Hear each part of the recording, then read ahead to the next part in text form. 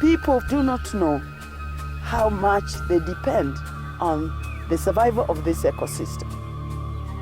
So when people say they want to come in and cultivate, or they want to come in and grow commercial plantations, I know that they are digging their own graves.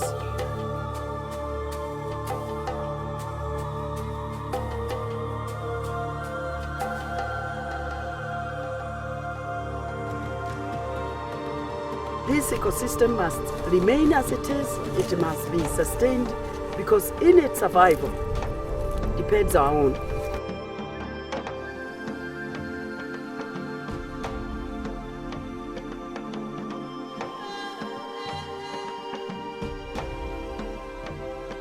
Wangari Maathai was the first woman in East and Central Africa to obtain a PhD. During her time at Nairobi University, she began to notice a great deal of deforestation. At the same time, women in her community were complaining about lack of firewood and water. She was not only a visionary, but a pioneer.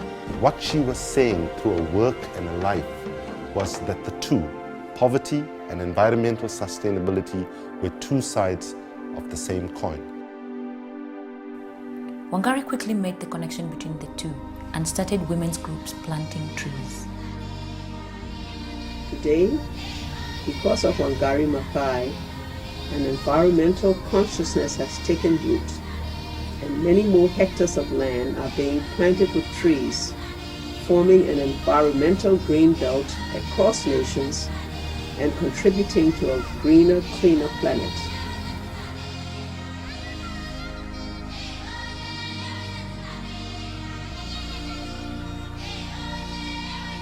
She blazed a trail for women's rights, for democracy, and most of all, for a green environment.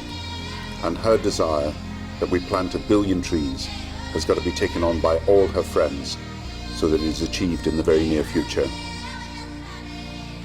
The movement started as a tree planting campaign, but it was a lot more than just the planting of trees. It gave people a reason to stand up for their rights. Their environmental rights, their women's rights, and their human rights. The little grassroots people, they can change this world. Initially, the women's groups were ignored because nobody took them seriously. But soon the government realized that the women were being organized and becoming more and more powerful.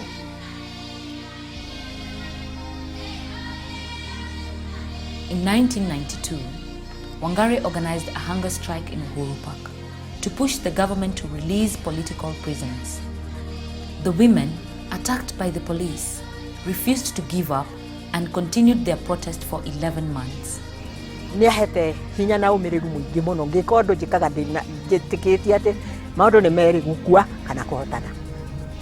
Moi's government finally conceded to their demands and released the prisoners. I'll always remember her as a tireless advocate for social justice and human rights, an exceptional leader, a woman demanding equal treatment for all. When President Moi was discovered to be giving away public land, parts of Karura Forest, to politicians in his government, Wangari decided to fight the development.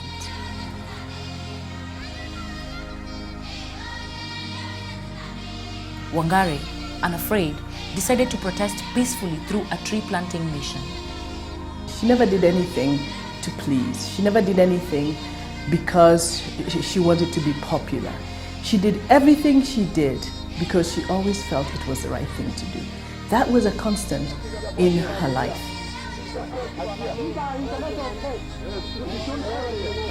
It's a very sad saga that we have a government in this country that is actually overseeing the destruction of forests and the grabbing of public land.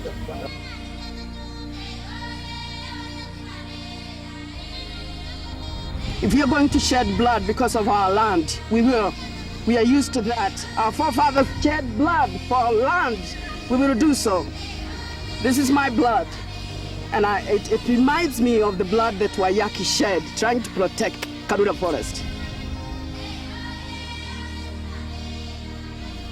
Her indomitable spirit enabled her to transcend barriers of every kind and description to inspire the rest of us to walk in her footsteps. The peace we don't have quite often in many places is because we have destroyed these resources. Sometimes we are just violent against each other. Human beings is a strange species because sometimes it turns on itself and destroys itself.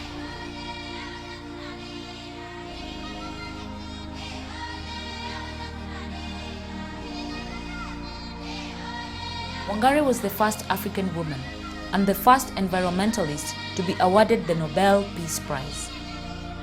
She was involved in the struggles for human rights, democracy, and environmental conservation. She was a true leader in those areas and an absolutely worthy winner of the Nobel Prize.